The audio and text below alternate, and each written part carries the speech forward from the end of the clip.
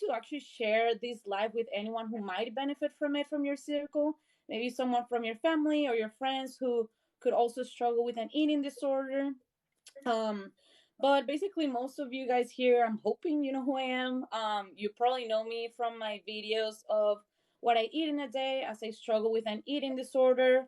I did find out I had binge eating disorder about a year ago, and I work with a therapist. I was offered medication for it, but I didn't take it because I wanted to find a natural way to fix it. But during this journey, I just started posting videos of my progress, which is how Steph found me. So we just started talking on TikTok and we came up with this live just so you guys can benefit from all the information and knowledge of a professional in the topic. So now I'm going to leave it to Steph. So if you could introduce yourself to everyone. Thank you. Thank you for the introduction. I just want to say, Cati, I love your videos. They're so honest and raw and vulnerable. And I think that binge eating is such a secretive process that goes on and such a shame. It's got a lot of shame around it and guilt and stigma. So it is something that is kept very hidden. So I applaud you on being so public with your journey. And I think it's really helping a lot of people. So yeah, I just wanted to say thank you for sharing your journey. Thank you. I really appreciate that. So for those who don't know me, it sounds like I'm doing my TikTok intro. My name is Steph and I'm a psychologist. I live in Melbourne, Australia. If anyone is from Melbourne or Australia, let me know. I know your audience may be, from a completely different part of the world. Yeah, So be mention curious in the comments where you guys are from. yeah, where people are from. And I also struggled with an eating disorder. So when I was in my teenage years, I struggled with binge eating, purging, restriction, growing up in diet culture, growing up in I'm Greek as well. So food was a massive part of our household. And yeah, just growing up and being around people who were dieting, and I did a bit of modeling, it sort of sent me on the path of restriction to want to be thin and fit this Western ideal of thin beauty. And because of that, I wanted to learn more. I wanted to help people, so I did end up getting help and I became a psychologist, and I've been doing that for 7 years now. And I do particularly focus on eating disorders, especially with women. So I'm really excited to be here today because I think we all struggle with something. I in my book I refer to the eating disturbance spectrum. And I say, just because you don't have a diagnosed eating disorder, it doesn't mean you aren't suffering on some level from eating disturbance. Yeah, or disordered eating. Yes, I mean, if you guys haven't seen Steph's page yet, she posts a lot of really good information on everything she just mentioned. She has very informative videos about everything related not only to eating disorders, but a lot of other things that people might struggle with. So thank you so much for agreeing to being here today and answer everyone's questions. A lot of people sent us questions for this live, but we thought we might just start it off by doing a little bit of general information, maybe explaining for some people that don't really know what binge eating disorder is. So, what it is, maybe the symptoms, and what's the general treatment for it, just so we can have a little bit of background before moving on into the actual questions that some people have sent. Yes, for sure. So, a binge eating disorder is a psychological disorder characterized by binge eating. Now, a binge in the clinical world is described as it has two components. So, eating a large amount of food in a short period of time and feeling a loss of control over the food, and then feelings of guilt, shame, embarrassment. And what's different, I guess, between binge eating and regular overeating or indulging is the feeling that it's out of control and the impact it has on someone's life. So the eating portion of it is interrupting your concentration, your schooling, your social life. You might avoid social situations.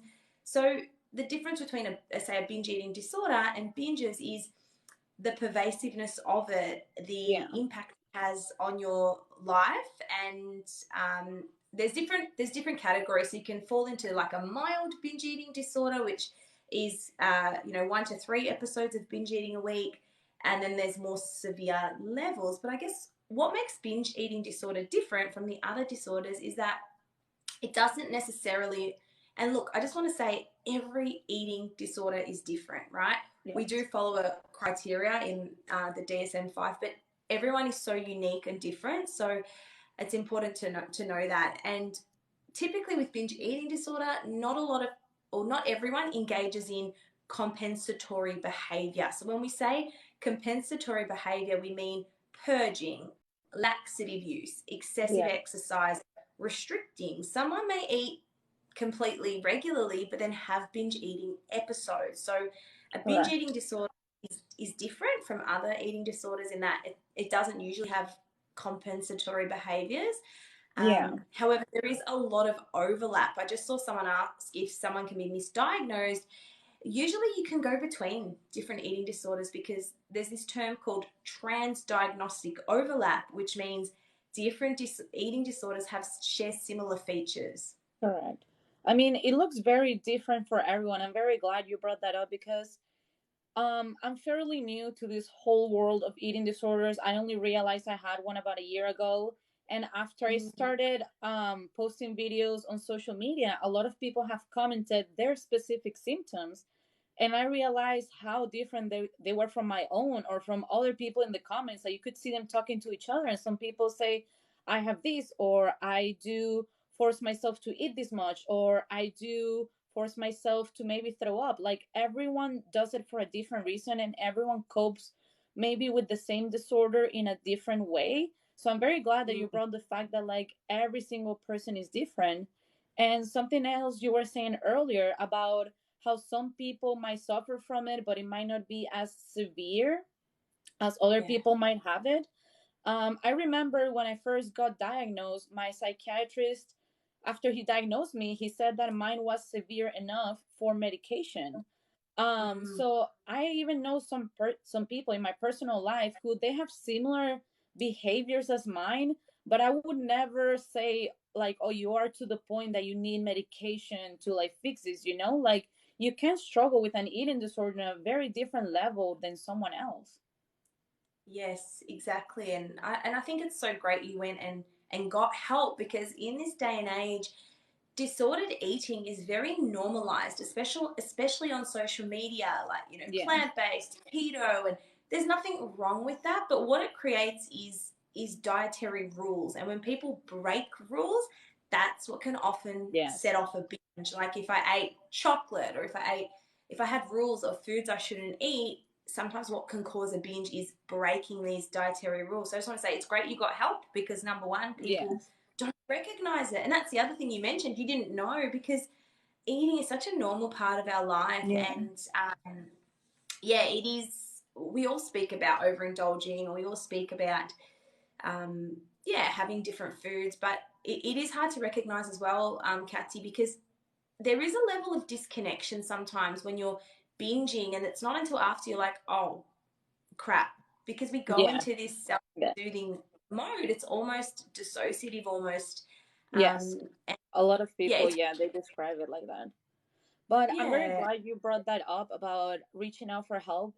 Guys, actually, at the end of this live, Steph and I are going to share some resources on how you can get help. And obviously, of course, we're hoping that all the questions that Steph is going to answer today will also give you some good information to move forward.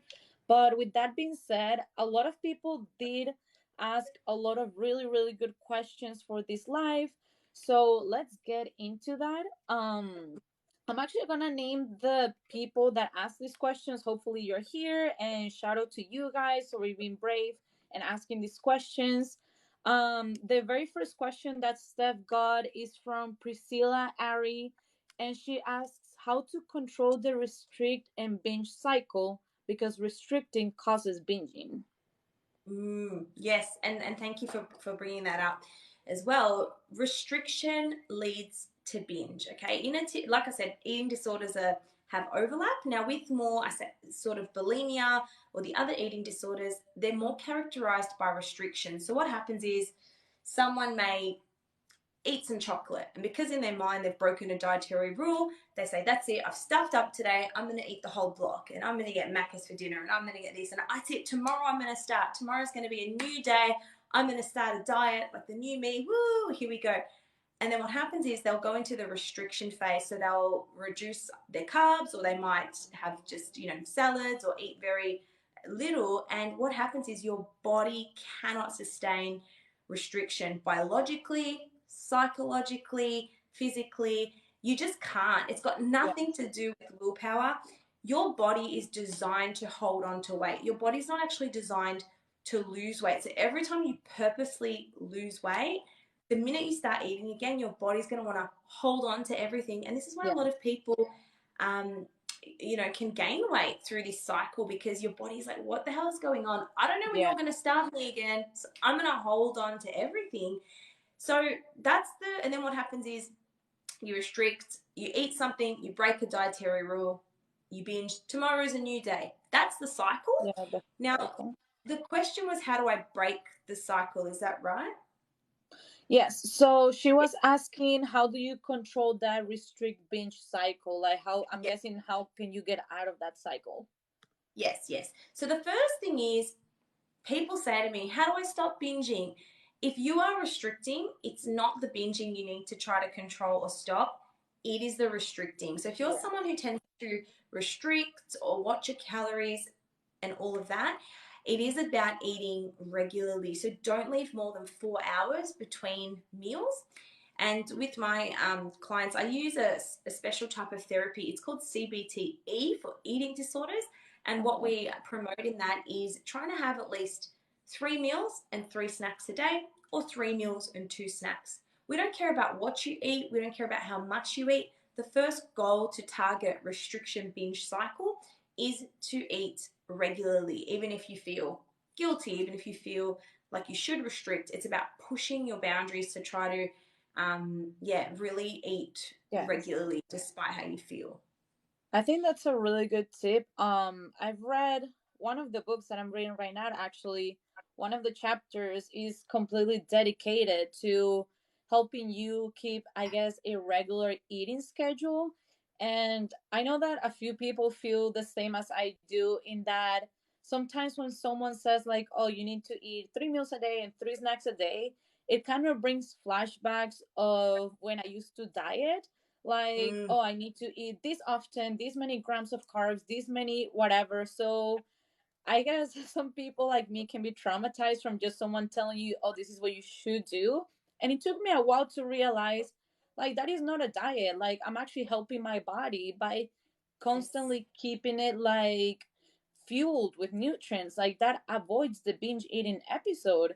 And for anyone out there that's maybe thinking about doing what Steph is suggesting, I 100% recommend, because I have noticed that when I do what she says, that I don't let myself, like, pass more than 4 hours without eating, it does help avoid binge eating episodes. I have noticed that if I wait more than 5, 6 hours, I'll eat anything and as much as I can, because it's harder Yes. to control when you're like at that point that you're just like starving. Um, Yes. but yeah, thank you so much for answering that question. Then we have Jessica Juliet, who said, how do you know if you have a binge eating disorder and not any other disorder? She says that she binges one day and she feels so guilty that she won't allow herself to eat for 1 to 2 days. Yeah, and restriction can be any type of restriction. It might be restriction of carbs, it might be restriction of calories, it might be fasting altogether. And so, step one is, if you think you might be struggling with an eating disorder, speak to a professional, speak to a doctor, speak to a psychologist. But as I mentioned, it occurs on a spectrum, right? And if a couple of key things that might suggest you may be struggling is, if your thoughts, your feelings, your emotions, your behavior are consumed by food. And what I like to say is, eating takes up a lot of your mental real estate, right? Yeah. It's all you think about, it's all you obsess about. If it interferes with your day to day functioning, if you are anxious going to social situations because of food or your body, if it's interfering with your relationships, your intimacy, but even just that desire to restrict, which this person is describing, can be indicative of an eating disorder or eating disorder symptomology. I think at the end of the day, you've got to ask yourself, is this interfering with my life? And if it is, then it Yeah. might be worth exploring more. Okay, yeah, that makes sense. I mean, I've heard this a lot. Like, from what I understand, and you can correct me if I'm wrong, like any mental illness, when it gets to the point that it affects your everyday life and like any simple task, that's when you get to the point like, okay, maybe I should reach out for help, right? Yes, yes, that's Yes. like the key with any psychological condition is, yeah, when it interferes with your day to day functioning. Perfect. So a lot of people have asked, if they finally get to the point they're like, all right, I need help, I'm willing to go ask for it. Is there a specific type of maybe therapist or maybe even doctor that they should reach out to? Yeah, yeah, for sure. And this can be hard because not a lot of doctors kind of specialize in this. And the thing is, Cati, not a lot of people get help for their eating disorder specifically because they don't think it's an issue. People will get help for symptoms such as anxiety, such as depression, because eating disorders are very comorbid. And what that word means, comorbid means when two disorders or mental health conditions coexist. Because with eating disorders, depending on which one it is, there's a lot of anxiety. Some people may experience depression and they may go to the doctor for that. And a lot of psychologists, well, not a lot, but some may not screen for an eating disorder if you've gone in for depression or you've gone in for anxiety. So it's important that you be really honest with what is going on for you. Speak to your doctor, and tell your psychologist everything if you can, because then they'll be able to do a really thorough assessment. Honestly, that's a very good tip. I hadn't thought about it that way before. But yeah, like Steph mentioned, if you guys feel comfortable reaching out for help, like she said, try to be honest with this person on what really is going on. Like she said, not only say that you maybe be suffering with anxiety, but where is that anxiety coming from? I think that's a Yeah, really good thing to mention. yeah. For our next question, we have, oh, sorry. Yeah, I was just going to add to that. With therapy specifically, there is a type of therapy called CBTE, which is cognitive behavioral therapy for eating disorders. And if you go on the CBTE website, I can share it later, you can actually find people who are trained in this around the world. And that's a great evidence based type of therapy to access. Yeah. That's really cool. You guys make sure that you follow Steph after this. She'll probably be sharing this information on her social media, and I think that's something really good to have. So for our next question, we had something from Visk. This person is asking, when I start to feel the urge to binge, what are some activities or things I can do to try and calm that urge?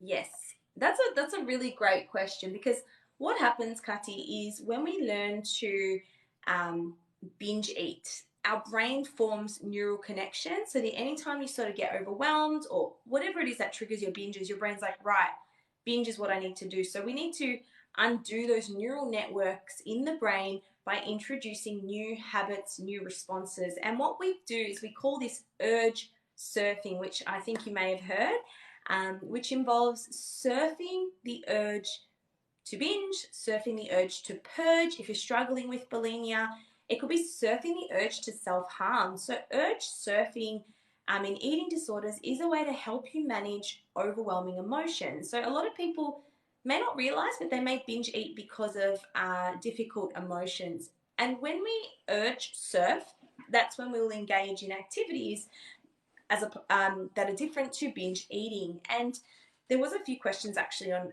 surfing the urge, so I'll go into it in a bit more detail.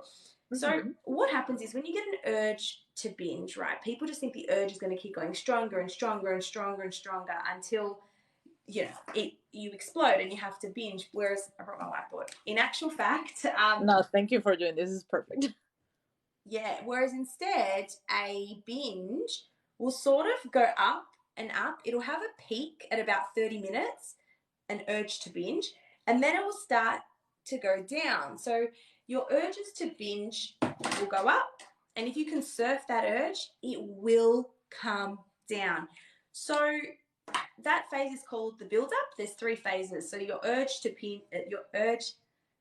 binge will go in the build up phase, and this usually starts with a trigger. Maybe a bad day at work, maybe feeling tired, maybe feeling hungry. I'm not sure, Cati, did you notice there were any specific triggers for your binges? Well, before I answer that question, thank you so much for doing that graph, because the way you just described that is exactly how I feel. I just never Yes, put it in, like, I guess, like you just said it in the perfect words. But yeah, like that is like I always forget that people the think urge it to goes binge like will that. go away. Like, yes, like at one point the urge goes away. It's just hard to avoid it in the moment that it's happening. I But I know. have definitely noticed that when I am stressed about a task that I want to avoid doing, I mean, I'm not in college anymore, but let's say there's a homework that I know it's very hard to do and I don't want to do it. My excuse would always be to go for like a snack or eat something, just because that would calm me down. And then it's like, okay, I feel better. I can go do whatever I needed to do. And even Mm, after eating, if I still don't feel prepared, I'll just keep going for more food. So I don't know if anyone else in this chat struggles with that. You can also mention what are some of your possible triggers, but I have yes, definitely noticed that that is one of mine. yes. That it's so great that you're able to identify that, because the first key in overcoming any eating disorder or any psychological condition is to become aware. What was I feeling just before I had the urge to splurge? What was I feeling just before I binged? What was I feeling? And this is hard because I know it's not something we want to give attention to, but Yeah. yeah, noticing in the build up phase, asking yourself, what am I feeling? What am I thinking? What do I want? And the reason a binge feels so out of control and automatic is because when you're heightened, so when you're overwhelmed, like if you're at college or uni or you've got work, when you're overwhelmed, the part of your brain that actually thinks, so this is the brain, right? So inside your Okay. brain, you've got your fight or flight. This is responsible for anxiety, for overwhelm. And then the top of your brain, this is your frontal lobe. So this part, this is your thinking, your logical reasoning, your decision making. It doesn't develop until you're 25. So when you start to feel overwhelmed, what happens is your brain starts to send signals. You might get a beating heart, you might feel stressed. And when your brain essentially flips the lid and you're just in fight or flight, your frontal lobe is not working. You don't have the capacity to say, well, I shouldn't binge because I know binges upset me and make me feel guilty. You don't have the ability to access that frontal lobe when Oh you are wow. overwhelmed. Yes. So this is why you can't outthink a binge in that moment of being heightened. So if you're someone who binges when you're overwhelmed, when you're anxious, you have to calm this part of your brain first with a physical strategy.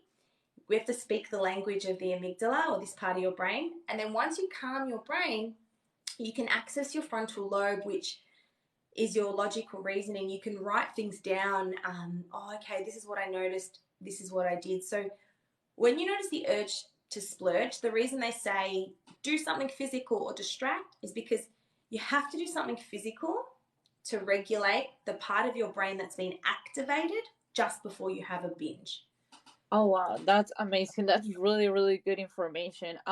What you just explained actually reminds me of some videos that I've bumped into before. I don't know if it's TikTok or Instagram, but I know that I've seen therapists around saying that when you get the urge to binge, to literally just like jump sometimes or do these like weird things with Yes. your body. So I'm guessing those things are for what you're explaining, that first you need to regulate that part of your brain and then that allows you to think clearly. Is that what you mean? Yes, Okay. correct. Because when you're feeling overwhelmed, and one of the comments mentioned this, when you feel overwhelmed, you've got cortisol and adrenaline. These are the stress hormones. And cortisol actually makes you hungry and it craves foods that are going to give you fast, quick energy. So, this is why we usually want to binge on sugar, we usually want to binge on carbs, because that part of your brain is like, I need to survive. So, I need to go on what's going to help me survive. Doesn't care what else is going on.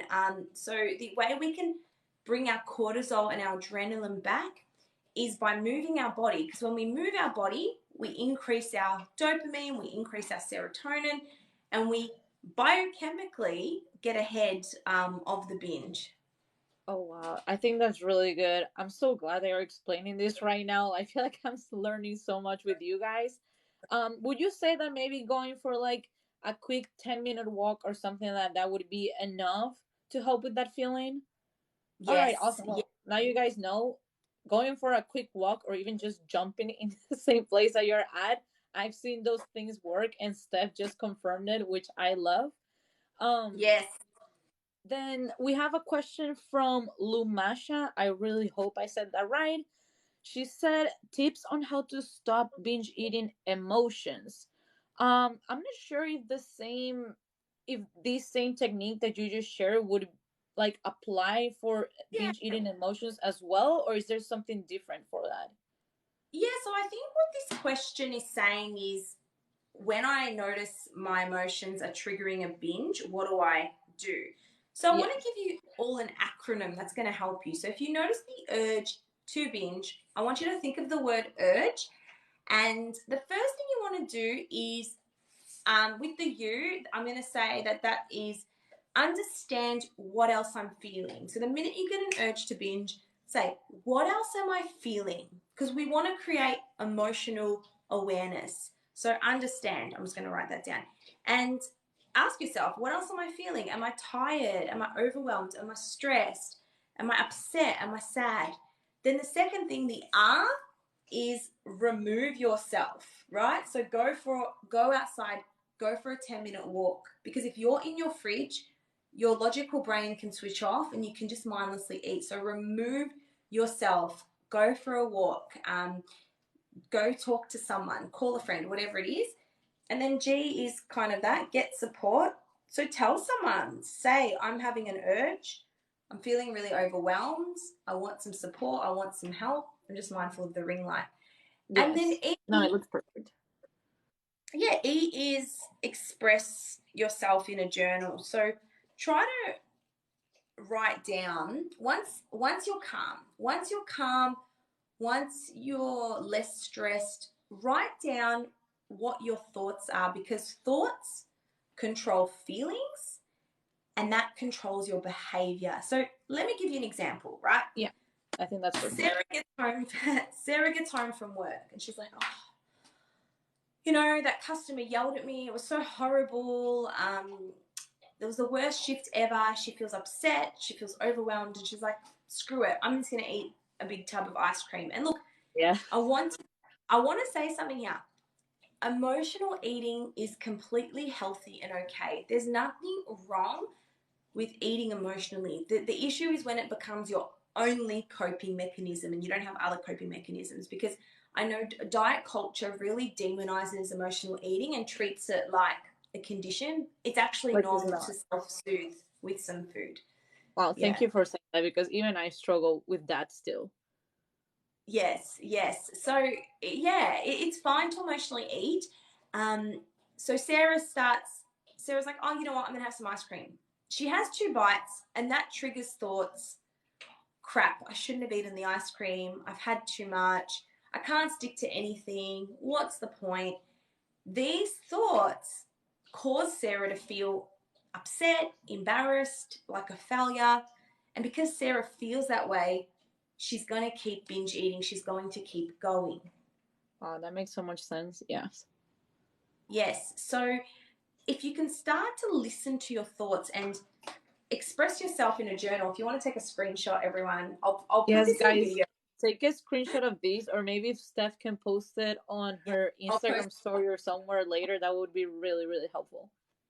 Yes, and thank you, Margie, for mentioning that. Emotional eating is demonized, but it's a healthy response that we've learned as children. When you used to cry, your parents like, "Don't cry, have a lollipop." Even when you went to the dentist would give you a lollipop. We've been That's so messed trained, and your teeth, like they tell you not to eat sugar. Um, up. so from a young age, what people don't realize is we've been trained to self-soothe with food, but then in adulthood, we're taught to demonize that. And that's where it's a real issue, because the dieting industry makes billions of dollars. So yeah, know that it's I'm so okay.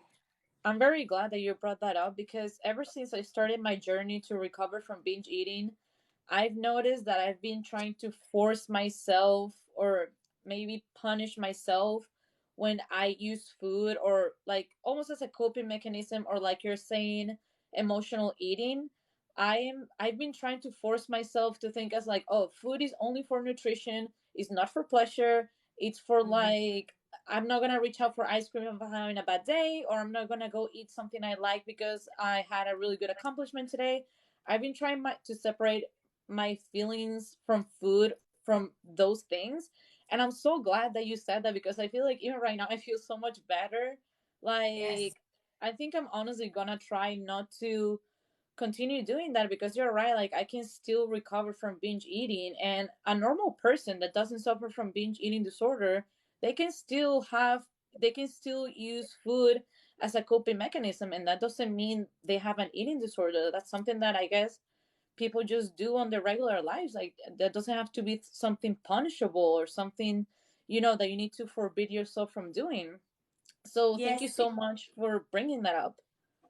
Yeah, exactly. Remember, permission gives you freedom because it's not the ice cream that's the problem. It's not the chocolate that's the problem. See, people think they need to cut out the triggers, but it's not. It's your thoughts Is the about way you the chocolate. think. It's your thoughts that thinking, oh my God, I shouldn't eat ice cream.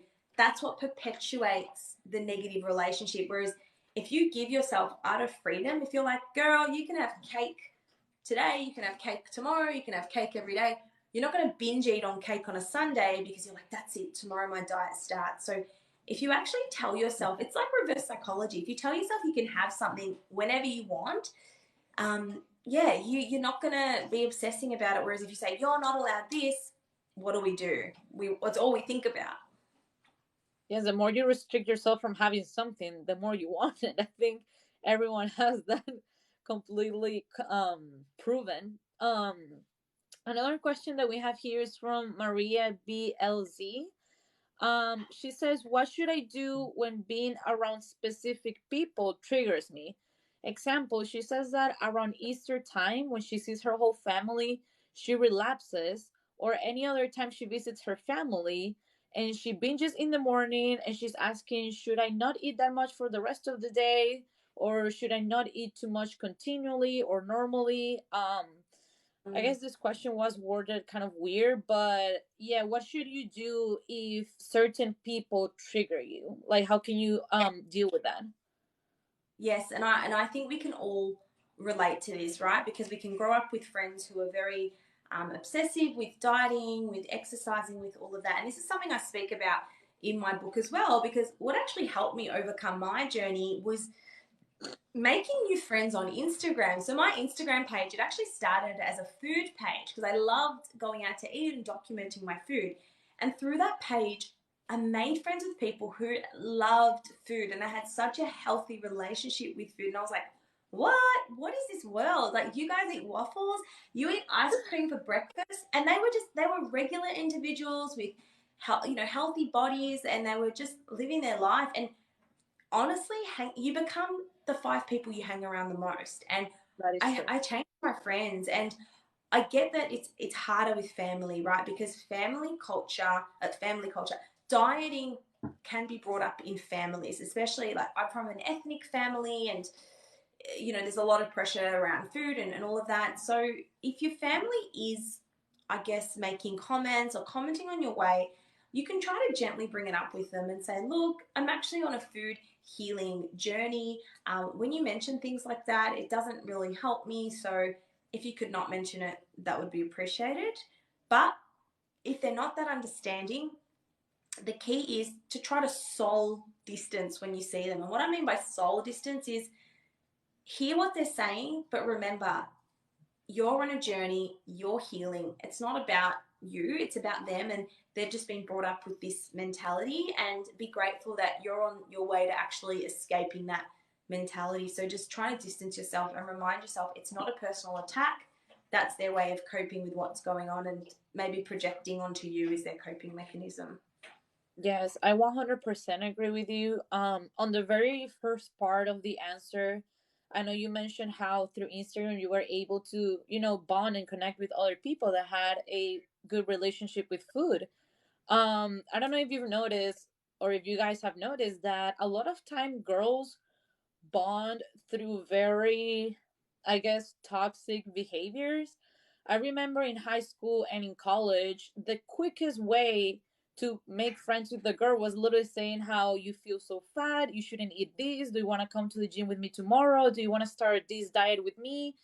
All these things just, it is so easy to bond with other girls through hating your own body and through going through all these crazy diets and crazy gym routines because you are both just so obsessed over what you look like and what you eat and what people think of you. And it took me so long to get out of that mindset. And with what you just said about gently explaining either to family or to friends or to whoever you normally spend time with, like, hey, I'm going through a journey, I'm trying to heal my relationship with food and whatnot. If they don't agree with you, like, try to separate from that. I still have friends who care about Yeah. counting calories and who care about burning the most calories and have abs and all these things. And that is okay. That doesn't mean I'm going to stop being friends with them. We just have different, like, Mm. beliefs about food and how it affects us. And the same thing happened with my family. I've had to tell them, like, hey, I struggle with an eating disorder. This was a very tough conversation with my family. And to this day, I feel like they don't really, really get it because Yeah. if you struggle with an eating disorder, it's hard for other people to really, like, understand what goes through your mind. So Yes. they have gotten better about the comments, but they still make comments here and there. And at this point, I'm just like, I know they're not doing it on purpose, I know they're not Yeah. trying to hurt me, they're not even aware that it's bothering me. So Yes. I know that they think about food different than I do, and I just try to remind myself that's okay. Like, not everyone has to think about food like the same way I do. Yes, yes, exactly. And you've got to give yourself reassurance that I'm on the right path for me. I'm on the right journey, and that's why I stitched your video because I loved what you said. You said, when people say you don't look like you have an eating disorder, and perhaps that's where your family might be coming from. Because when I had one, I don't know what an eating disorder looks like, but Yeah. it's people think you have to look a certain way, either be overweight or underweight, but eating disorders come in all weights, shapes, and sizes. And yeah, they don't discriminate. They don't. They really don't. Even my own mom, still to this day, sometimes she'll say, like, are you sure you have a problem? And I'm like, yes, I do. And she's like, but you look so normal. I'm like, what do you want me to look like? Yeah. I some families can be hard. Like, I promise you that a lot of people, for anyone here in this chat who struggles with family, they can be very tough to get through, but you'll get there. And maybe you won't get there all the way, but you can try. Yeah. We have another question from, I hope I'm saying this right, Subinsley Willy. Some usernames on here are really weird. This person says, I try not to restrict because it leads to binging, but even when I don't restrict, I binge anyways. So what do I do? So Mm, at least this person got something right. They're trying not to restrict, which is what we were yeah. talking about earlier. But this is a really good question. So if you're not restricting, but you're still binging, then what can you do? Yes. And I think, Cati, I want to come back to what you were saying before I jumped on and having compassion for yourself because progress isn't just about stopping binge eating. Binge eating isn't the devil. It's not this horrible thing you need to stop, right? And progress could be binging less frequently, binging Right. the severity of your binging. Like there's a young person I'm working with at the moment, and her binges and purges are still frequent, but she said I didn't take that extra step overboard and go out and buy food. I just binged on what was here, and that was a massive step for me. So even this girl, it sounds like she's making progress, and have compassion for yourself and focus on what you did do well. Like, yes, you may have binged, but have your binge frequencies changed? Has the severity changed? Has the time you've spent binging changed? And I'm curious to know, Cati, have you noticed a change in your binging frequency, impact, and severity? Like, are you able to say, I binged, it's not ideal, but it's not the end of the world. Like, do you find those things have reduced? Yes, I have actually noticed that ever since I realized what binge eating is, one of the very first things that both my therapist and something that even you mentioned today is about awareness. So even just being aware of what's going on, that's already Like, we are usually so hard on our own selves, and let's say that I had a binge eating episode last night. Maybe me 1 year ago wouldn't even have noticed that it was a binge eating episode. I would have just been obsessing about, like, how am I gonna fix this? Maybe tomorrow I shouldn't eat at all, or maybe I should only go on a juice cleanse for a week. Like, my own reaction would have been so different a year ago. But if I do have a binge eating episode now, I feel like I now aware. I know, oh, this is a binge eating episode, and this is probably why it happened. And now instead of finding ways on, oh my god, how am I gonna starve myself tomorrow and the next few days so I feel skinny again? I just forgive myself and eat normally the next day. And maybe for someone on the outside, it might not look like I'm doing much, but just being internally aware of, like, the own difference in my thoughts and my behavior, like, that is already a huge step. Yes, 100%. And I love someone wrote in the comments that progress looks different for everyone. So remember, like, your goal shouldn't be to never binge eat. Your goal could rather be, when I binge eat, it's not as extreme, excessive, and doesn't impact my life. Like, I wake up and be like, Yes. yo, I binged on last night. Let's get on with the day. Like, it's, it's water off a duck's back. That's what you that's what you want it to be like. And also in our clinical training, Cati, we learned that a binge can actually be a really useful learning tool if you allow yourself to learn from it. So we do a binge. You can do a binge analysis. Like, okay, let's learn from this. Let's make this binge meaningful. Let's make it significant. What triggered me? How did I feel? What were my thoughts? And by learning from that, we build our toolbox and our resources. So that binge could lead you to, not binge as bad the next time because you're learning Yeah. from it. So remember, a binge can be useful. Honestly, I think you're so right. Whenever I get this question, obviously I'm not a professional like you are. I'm just talking about my own experience. But I have noticed that if I do have a bad moment, if I do have a binge, or if I overeat, I'll just try to analyze it, see what happens, see what could have caused it, and hopefully, and most of the time, that does give me information that I can use in the future to avoid the same thing from happening. So yeah, that's something very good to do, guys. If you are willing to try it out, instead of just looking at a binge eating episode as something awful, maybe try Mm, to, use it as a learning experience. But yeah, yes. that's something really good. Then we have a question from Shelby Copens. She's asking, if you feel it coming in, how do you stop yourself? Well, I guess this question kind of comes back to some of the techniques we already talked about. If you guys joined, Steph actually showed us a little word that you can use with a technique. And we also talked about moving an activity, maybe going for like a quick walk or even jumping in place. Those are some things that, release, let's say, stress and help you relax to make a better decision. And hopefully Steph will be sharing that later on her social media, so make sure you guys follow her. um then Hazy Daisy 1018 says, how do I help program my brain to not feel guilty for eating even healthy food? Actually, I'm very curious Mm, about this question too, because I have noticed yes. that sometimes I feel guilty even if I'm overeating on a salad or something healthy. So, what do you think is something we could do in that situation? Yeah, this is a really good question, and it kind of ties into as well what Mel Bricks just said in the comments. What are good questions to ask yourself to identify what triggered a binge? So let's come to that healthy one in a sec. But if you have binged and you want to do a bit of a binge analysis, you can use this same technique with, if you're feeling guilty about healthy foods. Write down your thoughts. When you feel a strong emotion, whether it's guilt, whether it's shame, whether it's embarrassment, write down your thoughts. And I will be doing more videos on this on my page as well. Um, Yes.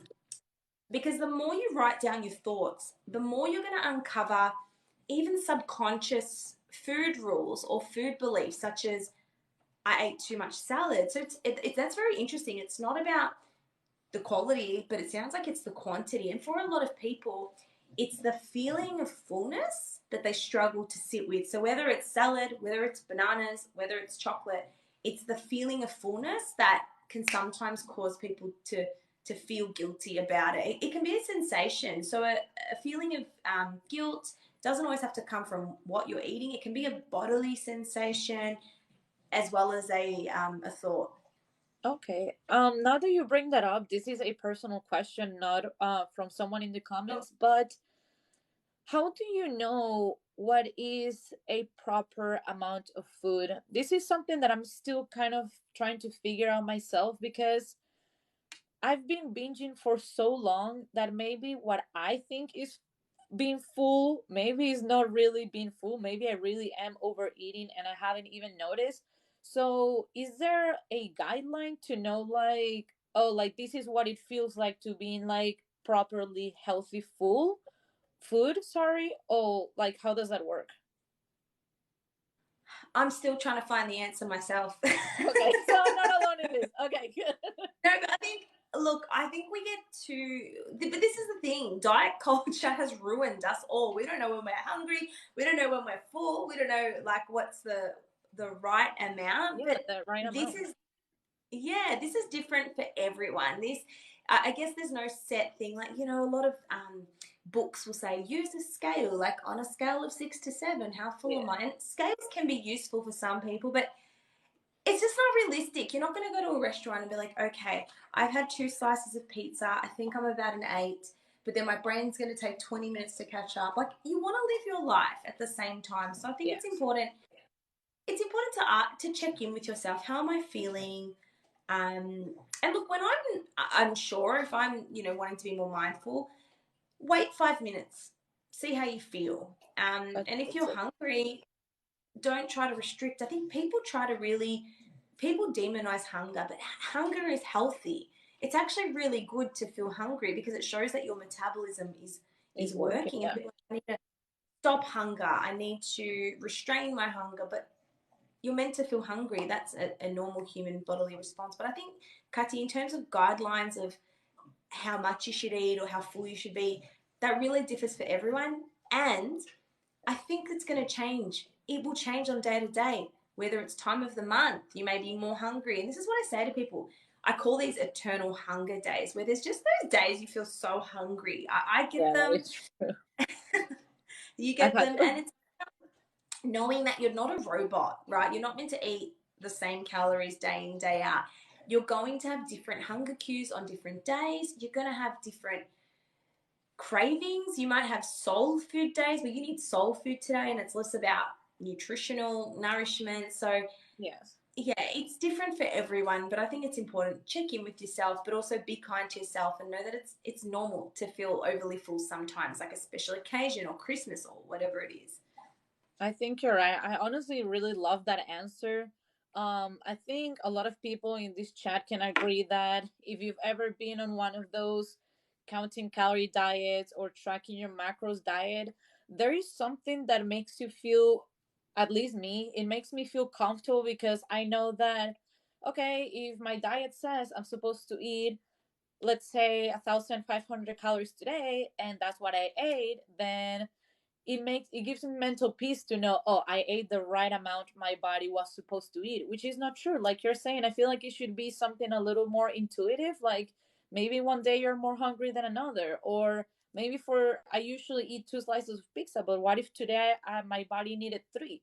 So also Yes. that tip that you gave about maybe just giving yourself a few minutes, checking in with yourself and seeing if you're still hungry, I think that's really good too. So thank you for sharing that. We have one last question, and then we're going to leave a few minutes for you guys to ask any last questions that you have, because we're running out of time. But this person had a two-part question. First, she's saying that carbs release serotonin and dopamine, and when someone is recovering from a binge eating disorder, they can turn to this chemical release for help, I guess. And then Mm-hmm. eating disorders have been proven to have a genetic component like other disorders. Is there a correlation between genetics and binge eating disorder? So I guess this person is first Yes. asking about serotonin and dopamine and the correlation with binge eating, and also the correlation with binge eating and genetics. Yeah, really good question. So, as mentioned earlier, when you're feeling stressed or overwhelmed or anxious, your fight or flight is activated. I'm sure if you've heard of fight or flight, let us know in the comments. And when you're in fight or flight, you go up in cortisol and adrenaline. These are your high stress hormones. Now, to regulate that, usually your body will crave fast energy, so sugar or carbs, because cortisol and adrenaline is like, oh my gosh, I'm feeling like I need to survive. Yes. So that's why people tend to go towards carbs or sugars, because they do tend to comfort you, and they can increase your serotonin and dopamine, your feel good hormones, because it's comforting, it's nice to eat. And like I said, from childhood, you've probably learnt to self-soothe with food. Yes. But what this person is saying is, what can I do instead, other than eating, to bring my serotonin and dopamine up? And the fastest thing is something physical. Intense exercise, or I like to say movement. It doesn't have to be exercise, Yes. but moving your body, because when you move, you create dopamine, you create serotonin. Getting outside, changing the temperature. That's There's really actually good.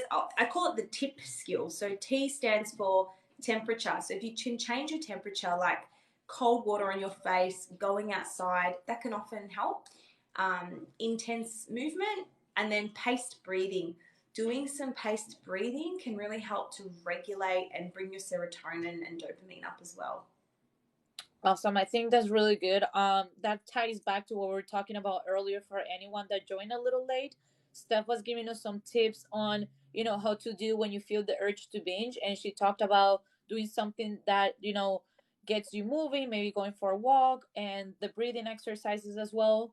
Um, so now that we have about 5 minutes left, I know it's not much, but if you guys have any last questions for Steph before the session ends, this is your chance. We're going to be reading at the comments right now. So we're done with the previous questions that we had from our videos. Let's see. Yeah. Can I We have just say, there was while you scroll through the comments, Cati, I'll just say, I've noticed a few people mentioning weight loss in the comments. Like, what if I yeah, binge eat but I want to lose weight? And this might be hard to hear, but they're two very opposing goals. You can't have your foot in, I want to lose weight and I want to recover from an eating disorder, because they cannot coexist. However, a lot of people I have worked with, because they start eating regularly, because they get their metabolism in check, their body weight may change. Whether it's fat loss, whether it's muscle, I don't know. But it may be a really tough conversation to have with yourself, that maybe I need to let go of this goal of losing weight, yes, heal my relationship with food, and then address my weight concerns in a way that is healthy, slow and systematic. But you can't have both. You can't recover from an eating disorder and and try to purposely, lose. yes. Yeah, that makes sense. Guys, that is one of the first things that I learned when I started my journey to beat binge eating. You need to put losing weight in the back burner. You need to prioritize your mental health. And I'm at that point right now. I'm sure I have gained weight while I started this journey, but I don't even own a scale anymore. I'm just trying to figure this out first. But to try to get through some of these last minute questions, we have Alex who's asking, how do you handle other counting what you eat?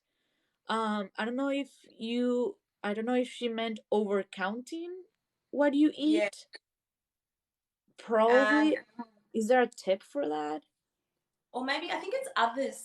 Is it others counting what you eat? Like maybe going back to family and friends who are I'm making not comment, sure, but or calorie Alex, counting. If you're still here and you want to redo that question, that might be helpful. Yes, please. Then Grace Bourget asked a really interesting question. She's asking, during your eating disorder, do you lose hair? I did, sadly. Is that like a side effect? Do you know anything about that?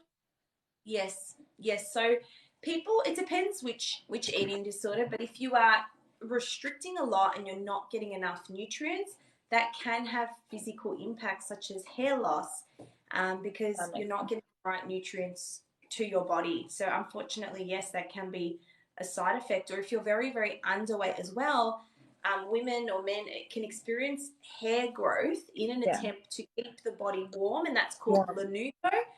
But yes, unfortunately, losing hair if you're purging your teeth enamel, there's a lot of gastrointestinal impacts as well as physical impacts of an eating disorder. Okay, thank you so much for answering that question. Let's try to get through at least one more before we wrap it up. But Andrea says, can it be cured without professional help? Is it something that is possible? Is it doable? I think you've got to ask yourself the reason for that. Like, what's the reason I'm not going to a professional? Is it fear? Is it money? Is it, and look, there's a lot of resources out there, but to be honest, eating disorders don't go away on their own. And even if you heal from some element, you'll always have stuff in the back of your mind that can be triggered at any moment. So my answer would be probably not entirely, but it depends. It depends how much you do want to recover and how soon you want to recover. I think seeing a professional can definitely fast track your progress as opposed to doing it on your own, because you've got someone there to help you with the hurdles as they come up. So I would say it'd be good to speak to someone. Yes, I 100% agree with Steph. Sometimes I get DMs for people asking for what should I do. I think I have an eating disorder, and the very first thing I always say, guys, is try to reach out for a professional. Yes. If you feel uncomfortable about this, try to talk with your family first. I know that there are also a lot of therapies that they work on a sliding scale, I think, and there are a lot of options available nowadays. You can join groups. If you don't feel comfortable leaving your house, I know there are a lot of therapies that work on Zoom and stuff like that, so there are a lot of options. um but to try to get through Alex's question, who asked earlier, she rephrased it. She said, how do you handle other people counting how much you eat, or like how much you're eating? And that is a very good question, because I get this too. I feel like sometimes people are watching what I'm eating. Do you have any tips for that? Yeah, I think it just sort of goes back to what we spoke about earlier. Having that conversation with them about how it's making you feel and how you are on a journey to healing yourself. Perhaps if you can, not spending as much time with those people if you can, or eating when they're not around, if they're being, they're not listening to what your requests are. But yeah, it's definitely tricky. But again, just remembering to soul distance, like this is about them, not about me. I'm on my journey and I'm okay with that. Yes, I agree With with you. Is that we're talking about from others. yes, 100%. If you guys are constantly spending time with someone that doesn't understand what you're going through, first try talking to them, and then if that still doesn't do a lot, you can always distance yourself from these people, or you can understand they don't need to think the same way that you do for you to progress or get better. But I Yeah. think that's all the time we have left for today. Thank you so much to everyone that joined, and thank you so much, Steph, for joining and sharing all this really valuable information. I really love that we did this, and I think we're gonna try to upload this, I think maybe on Steph's YouTube. I Yeah. know that a lot of people couldn't make it today, or they join later, so I think you're gonna have a chance to rewatch this again. Also, make sure you follow Steph on social media. She's probably going to be posting those tips that we talked about earlier. um and as you guys know, I think we mentioned at the beginning of this live, Steph actually wrote a book on the topic. So yes, there it is. Steph mentioned you guys will get a discount of the book. This book is really awesome. I think it would be great if you guys got to read it. But yeah, once again, thank you everyone for joining. Steph, do you have any last words? Yes, just a massive thank you to everyone for joining and for submitting questions. If you do have other questions, make sure you pop them on one of Cati's videos, or connect with myself on Instagram. And if you do want a copy of the book, if you grab it from my website, if you use MindFood20, you will get a discount on it as well. And it's on Audible too. Awesome. Thank you so much, Steph. Thank you Thank everyone you, for everyone. joining. Thank you. We will try to be posting the entire live somewhere else. Make sure you follow both me and Steph on the rest of the social media. And once again, thank you everyone for joining. Have a good night. Thank you. Bye. Have a great Bye, day. guys.